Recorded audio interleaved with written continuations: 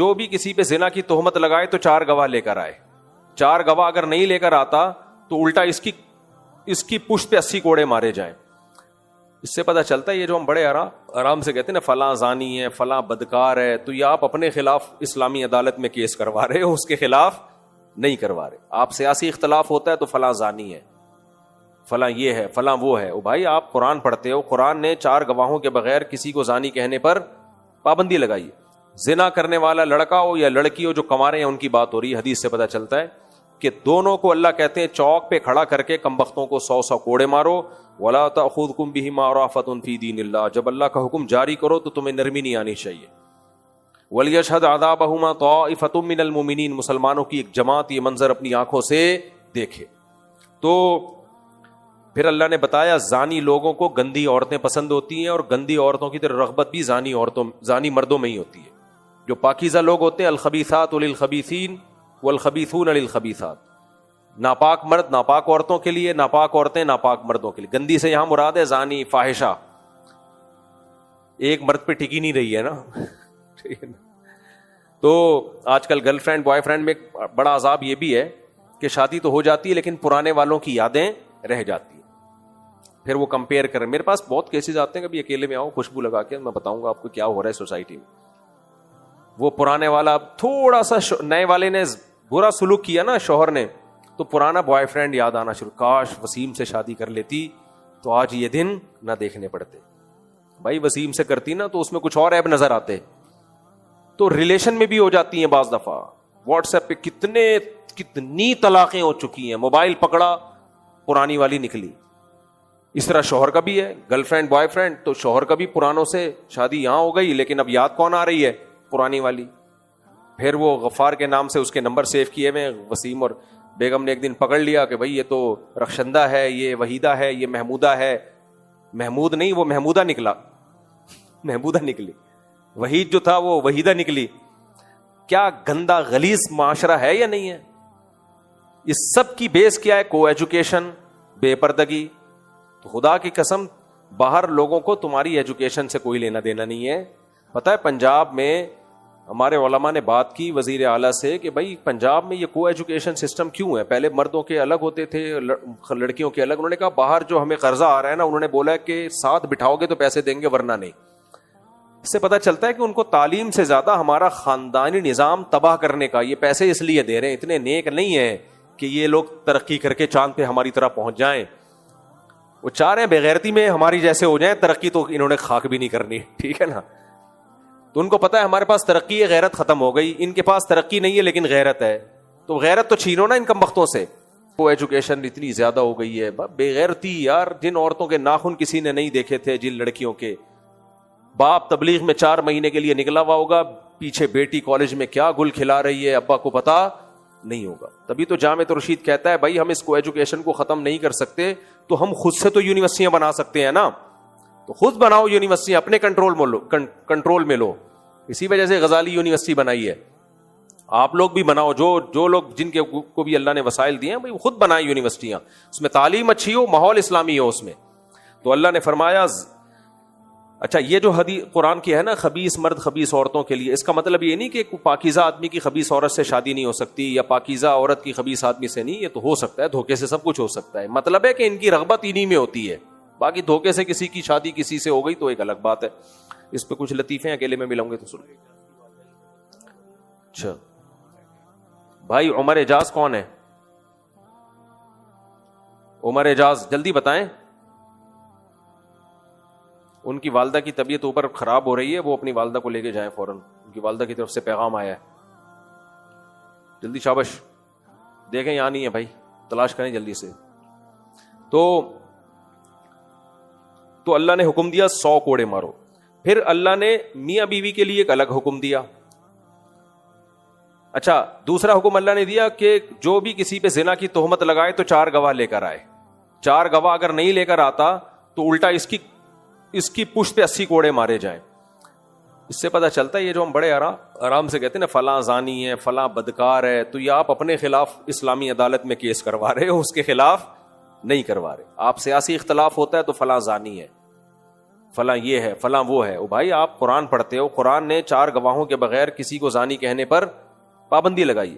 اسی میں وہ مسئلہ بھی حل ہو جاتا ہے. میں نے ایک دفعہ بیان ریکارڈ کروایا تھا کہ میاں بیوی 2 سال سے دور ہیں, بچہ پیدا ہو گیا تو حلال ہی کا کہلائے گا. وہ اس پہ وہ جو تماشا بنایا, کیونکہ علم ہے نہیں لوگوں کے پاس کہ یہ دیکھو کرامتی بچے ان کے یہاں پیدا ہو رہے ہیں, وہ سورہ نور کی آیات سے پتہ چلتا ہے. کیونکہ اب اگر آپ اس بچے کو زانی, اس بچے کو ولد الزنا کہتے ہو, اس کا مطلب آپ اس کی ماں کو کیا کہہ رہے ہو؟ بولو زانی. تو شریعت کہتی ہے 4 گواہ لے کر آؤ. اس پہ کسی کو اشکال ہوتا ہے کہ بھائی ہم تو وہ آدمی کو کے کھاتے میں کیسے ایک بچہ ڈال دیں؟ مرد کو تو پتا ہے میں 2 سال سے نہیں ملا تو یہ میرا بچہ کہاں سے ہو گیا, 2.5 سال سے 3 سال سے نہیں ملا تو میرا بچہ کہاں سے ہو گیا. یہ تو شریعت نے سورہ نور میں آگے کہا ہے کہ مرد اگر بیوی پہ الزام لگاتا ہے کہ یہ زانی ہے تو لگا سکتا ہے, وہ اس کو یہ رائٹ ہے, اس کے لیے 4 گواہ ہونا ضروری نہیں ہے. لیکن پھر وہ 5 قسمیں اٹھائے گا کورٹ میں جا کے کہ اگر میں جھوٹ بول رہا ہوں تو مجھ پہ اللہ کی لعنت. آگے تفصیل ہے اس کی, میں اس ڈیٹیل میں نہیں جاتا. پھر عورت بھی قسم اٹھائے گی کہ یہ اگر جھوٹ بول رہا ہے, یہ اگر سچ بول رہا ہے تو مجھ پر اللہ کا غضب. اس طرح 5 قسمیں اٹھانے کے بعد عورت اگر قسم اٹھانے سے باز آ گئی تو پھر ہم اس کو زانی کہیں گے, باز نہیں آئی تو شریعت پھر زانی کہنے کی اجازت نہیں دیتی. تو یہ ہم نے قرآن و سنت سے مسئلہ نکالا ہے. ان اسکالرز کو قرآن و سنت تو آتا نہیں ہے, تو یہ کہہ رہے کرامتی بچہ. بخاری کی حدیث ہے الولد للفراش, جس کی بیوی کے بچہ پیدا ہوگا تو شوہر ہی کا بچہ کہلائے گا وہ. اس حدیث میں یہ نہیں ہے کہ 6 سال نہ ملے ہوں 10 سال نہ ملے ہوں. اب آپ کہتے ہو عقلاً ممکن نہیں ہے, واقعی ممکن نہیں ہے, لیکن یہاں ہم نے عقل کو شریعت کے آگے ڈال دیا ہے. بھائی اسلام کہہ رہا ہے کہ اس بچے کو حلالی ماننا پڑے گا. بچے کے باپ کو یہ رائٹ ہے وہ بولے نہیں میرا نہیں ہے تو بول دیا, کس نے منع کیا اس کو؟ وہ بولے نا. وہ بول نہیں رہا, انجینئر علی مرزا بول رہا ہے یا کوئی اور مولانا صاحب بول رہے ہیں. بھائی جس کا بچہ نہیں ہے وہ کہے, اس کو یہ رائٹ ہے, میرا نہیں ہے. وہ بول دے میرا نہیں ہے, ٹھیک ہے. شریعت کہے گی اس کا مطلب تمہاری بیوی نے زنا کیا ہے. وہ کہے نہیں زنا نہیں کیا لیکن یہ میرا نہیں ہے, تو یہ لطیفہ ہوگا کہ نہیں ہوگا؟ تو وہ کہے گا ہاں زنا کیا ہے. تو اسلام کہتا ہے 4 گواہ لے کر آؤ, کہے گا گواہ نہیں. تو پھر اسلام کہتا ہے سورہ نور نے کہا 5 قسمیں اٹھا لو. تو 5 قسمیں اٹھا لے تو ہم مان لیں گے اس کا بچہ نہیں ہے. اس پروسیس کے بغیر ہم نہیں کہہ سکتے کہ اس کا بچہ نہیں ہے. تبھی فقہا نے کہا پھر فرض کیسے کریں؟ بھائی ہمیں کیا پتا, کوئی جن اٹھا کے لے گیا ہوگا, کیا ہو گیا ہوگا. ہم شریعت کے آگے اپنی عقل کو ڈال رہے ہیں. ان کو چونکہ شریعت کا پتہ نہیں ہے تو پھینکے جا رہے ہیں اور ہمارا بھی مذاق اڑا رہے ہیں کہ کرامتی بچے پیدا ہوتے ہیں ان کے یہاں.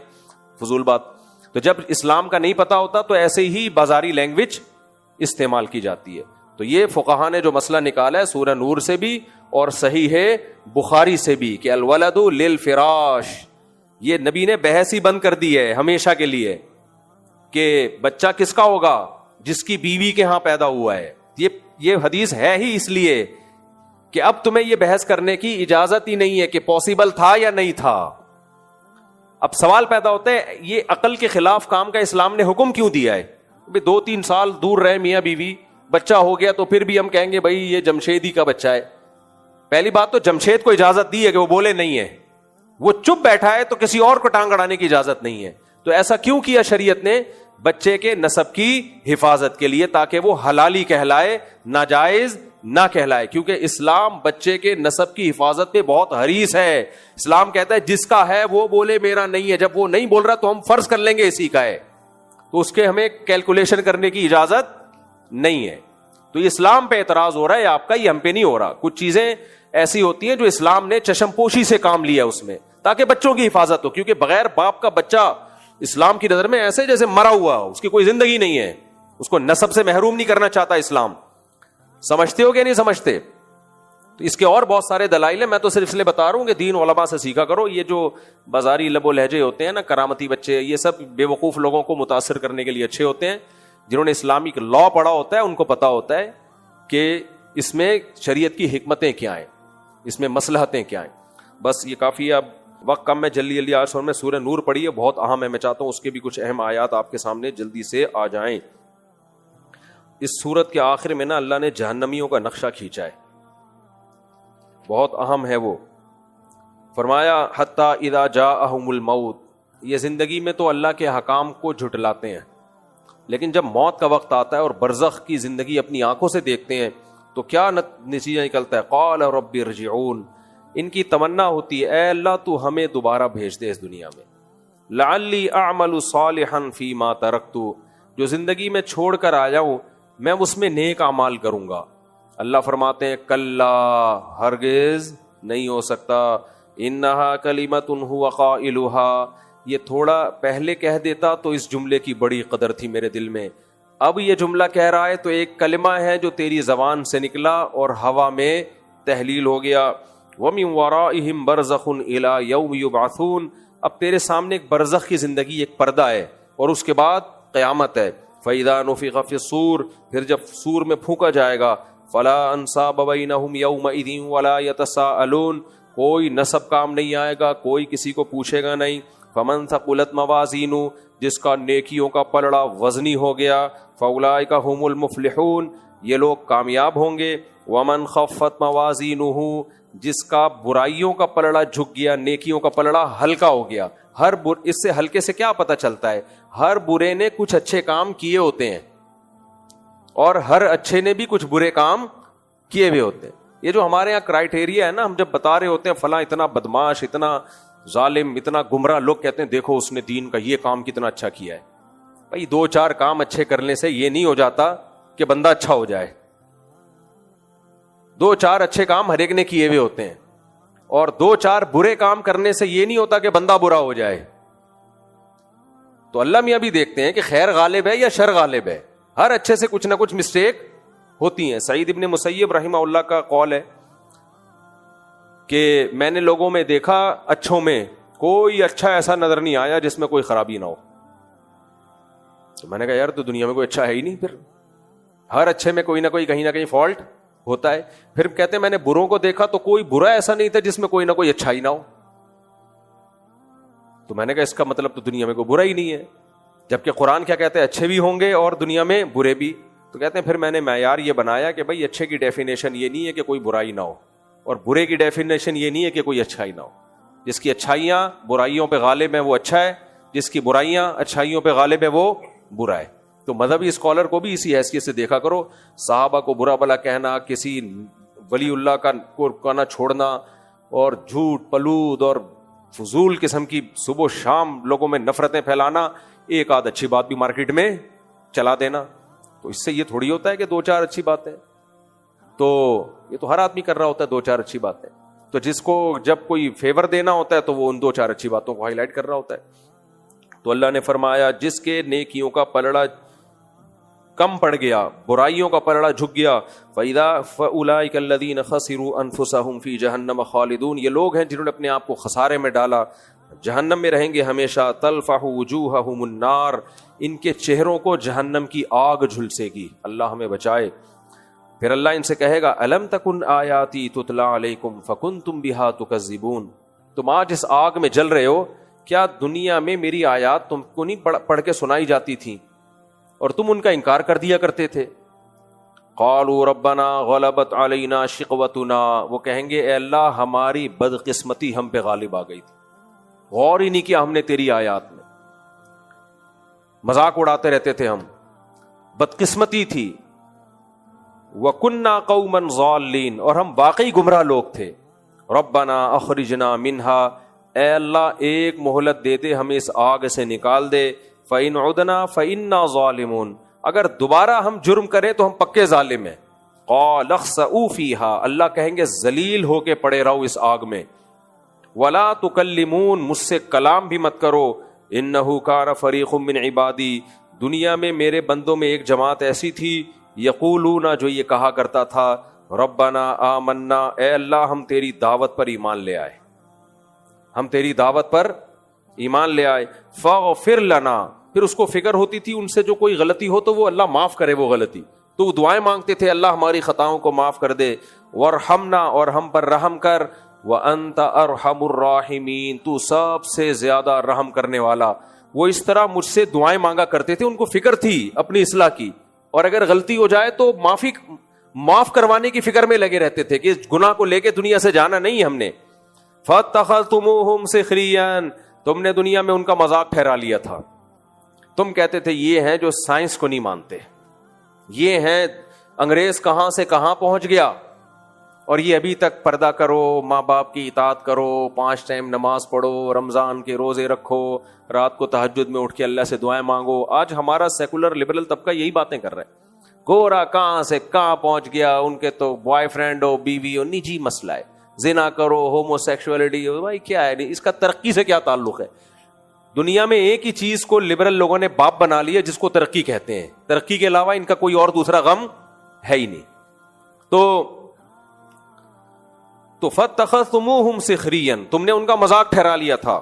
حتی انسوکم ذکری, اور تم ان مذہبی لوگوں کے خلاف اتنا جا چکے تھے کہ اس مخالفت نے تمہیں میری یاد سے بالکل ہی محروم کر دی. ان کی دشمنی میں مجھے بھول گئے تم. وَكُنْتُم مِّنْهُمْ تَضْحَكُونَ, اور تم ان سے ہنسا کرتے تھے دیکھ کے. انی جزیتہم اليوم بما صبروا, ان کے صبر کا آج میں نے ان کو کیسا بدلہ دیا ہے. الیوم کا لفظ بڑا مزے کا ہے قرآن میں. الیوم, آج دیکھو کیسا بدلہ دیا. انہم ہم الفائزون, آج وہی کامیاب ہیں, وہی وہ لوگ آج کامیاب ہیں. پھر اللہ ان سے کہے گا قال کم لبثتم فی الارض عدد سنین, جس ترقی کے پیچھے تم پاگل ہوئے تھے. ہم ترقی کے خلاف نہیں ہیں, بار بار اس مضمون کو میں واضح کر چکا ہوں, لیکن وہ ترقی جو اللہ سے غافل کر دے, خدا کا باغی بنا دے, اس ترقی پہ 100 دفعہ لعنت بھیجو. تو فرمایا کہ اچھا تم یہ بتاؤ, جس دنیا کے پیچھے تم لگے ہوئے تھے, تم اس دنیا میں کتنا عرصہ ٹھہرے ہو؟ قالوا لبثنا یوما او بعض یوم, کہیں گے ہم ایک دن یا آدھا دن. آخرت کا دن اتنا لمبا ہوگا نا کہ اس دنیا کے طویل دنوں کو وہ سمجھ رہے ہوں گے کہ ایک دن یا آدھا دن. یہ وہ ایک یا آدھا دن ہے جس کے پیچھے آخرت برباد کر دی. قال ان لبثتم الا قلیلا, اللہ کہیں گے واقعی بہت تھوڑے رہے ہو دنیا میں. لو انکم کنتم تعلمون, کاش یہ تم پہلے جان لیتے. یہ 50 60 70 سال ککھ بھی نہیں ہے, یہ 2 ٹکے کا ٹائم نہیں ہے جس کو ہم اتنی ویلیو دے رہے ہیں, اتنے اس کو ویلیو دے رہے ہیں. کچھ بھی نہیں ہے بھائی. ہے اس میں لوگ ہیں کہ میری تنخواہ اتنی نہیں ہے, میرے پاس پیسے نہیں ہیں, صحیح ہے نا, وہ وہاں چلا گیا امریکہ, وہ جاپان چلا گیا. مفتی صاحب کے دیکھو کبھی جاپان جا رہے ہیں, کبھی امریکہ جا رہے ہیں, ہمیں بتا رہے ہیں کہ دنیا کچھ بھی نہیں ہے, 2 ٹکے کی دنیا ہے. تو بیٹھو نا انڈا موڑ پہ, کیوں جاپان کی ٹرینیں دکھا دکھا کے ہمیں سڑا رہے ہو؟ ساتھ غیروں کے میری قبر پہ آتے کیوں ہو؟ تم جلاتے نہیں مجھ کو تو جلاتے کیوں ہو؟ بڑا ٹائٹ شعر ہے. جلانا کہتے ہیں زندگی دینا, جلانا کا مطلب تپانا. تو عاشق جو تھا نا اپنی معشوقہ کی محبت میں, عشق میں اتنا غمزدہ ہوا کہ مر ہی گیا بیچارہ نا, بیمار ہو کے. جب مر گیا تو قبر میں جائے گا, ظاہر ہے. اس کا خیال یہ تھا کہ اب میری محبوبہ قبر کی زیارت کے لیے تو آ جائے گی نا, کہ میری یاد میں مر گیا. تو محبوبہ اپنے والے کے ساتھ آئی. کمبخت وہ اکیلی قبر پہ بھی نہیں آئی, وہ آئی اپنے فرینڈ کے ساتھ جس کے تپن اور جلن میں یہ مرا تھا. تو اس موقع پر اس مردے نے یہ شعر کہا, ساتھ غیروں کے میری قبر پہ آتے کیوں ہو؟ تم جلاتے نہیں مجھ کو تو جلاتے کیوں ہو؟ تم زندہ نہیں کر سکتے, ہونا تو یہ چاہیے تھا تم مجھے زندہ کرتے. یار میری یاد میں مر گیا, اب ڈاکٹروں سے ہم کوشش کرتے ہیں اس کو دوبارہ زندہ کرنے کی. تو کہہ رہے تم جلاتے نہیں مجھ کو تو جلاتے کیوں, تم اور تپا رہے ہو مجھے. یہ کہاں سے کہاں شعر نکل گیا, یہ بات کیا چل رہی تھی؟ ہاں, جاپان کی ٹرینیں. تو لوگ مجھے کہتے ہیں ایک طرف بات کرتے ہو دنیا 2 ٹکے کی نہیں ہے, تو ٹھیک ہے 2 ٹکے کی نہیں ہے, تو پھر جاپان کی ٹرینیں ہمیں دکھا کے جلاتے کیوں ہو؟ تم ہمیں جاپان بھجوا نہیں سکتے تو ٹرینیں دکھا کے جلاتے کیوں؟ تو دنیا رکھنا, دنیا کو انجوائے کرنا بری چیز نہیں ہے, اس کو آخرت کے مقابلے میں ترجیح دینا بری چیز ہے. جب 2 چیزوں کا مقابلہ ہوتا ہے نا تو پھر مہنگی چیز کو لیا جاتا ہے. آپ کے پاس ایک کسی نے آپ کو چینی کا کپ دے دیا, سادہ سا, چینی سے وہ چینی نہیں جو چینی کے پتھر کے کپ ہوتے ہیں, تو آپ اس کو لے لو گے. لیکن اگر وہ کہتا ہے یہ توڑو گے تو سونے کا کپ دوں گا, تو فوراً اس کو کیا کرو گے؟ توڑ دو گے. اگر نہیں دے رہا تو اسی کو رکھو گے آپ. تو جہاں دنیا اور آخرت میں ٹکراؤ ہوتا ہے وہاں دنیا کو لات مار دو. بھائی جاپان کی ایسی کی تیسی, ٹھیک ہے نا, پھر ایسی کی تیسی جاپان کی. تو جہاں ٹکراؤ نہیں ہو رہا, دنیا اللہ نے انسان کے لیے پیدا کی ہے, انجوائے کرو بھائی. تو یہاں بھی یہی ہے کہ یہ آخرت کے مقابلے میں اتنی تھوڑی ہے کہ پہلے کیا ہے آخرت. تو اللہ کہیں گے چند دن تم دنیا میں رہے ہو اور اس کو اتنا تم نے بڑھا لیا تھا, خدا کو ناراض کر دیا. تو پھر آگے اللہ ان سے کیا کہیں گے, افا حسبتم انما خلقناکم عبثا, کیونکہ جو یہ سن رہے نا آیتیں, ہو سکتا ہے اس کو بھی ان جہنمیوں پہ ترس آئے کہ اللہ ان کو آگ میں کیوں جلا رہا ہے.